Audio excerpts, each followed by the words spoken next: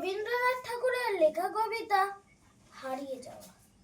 ছোট্ট আমার মেয়ে সঙ্গীদের ডাক শুনতে পেয়ে সিঁড়ি দিয়ে নিচের তলায় যাচ্ছিল সে নেমে, অন্ধকারে ভয়ে ভয়ে থেমে থেমে।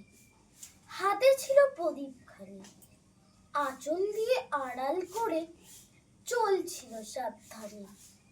আমি ছিলাম ছাতে, তারায় ভরা চৈত্র মাসের রাতে। হঠাৎ মেয়ের কান্না শুনে উঠে দেখতে গেলাম ছুটে।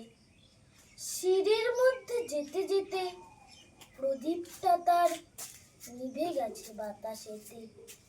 সুধাই তারে, কি হয়েছে বামি?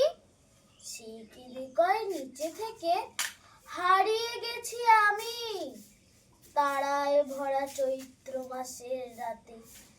ফিরে গিয়ে ছাতে মনে হলো যেন আমার বামির মতোই অমনি কে এক মেয়ে, নীলাম্বরের আঁচল খানি ঘিরে, দীপশিখাটি বাঁচিয়ে একা চলছে ধীরে ধীরে।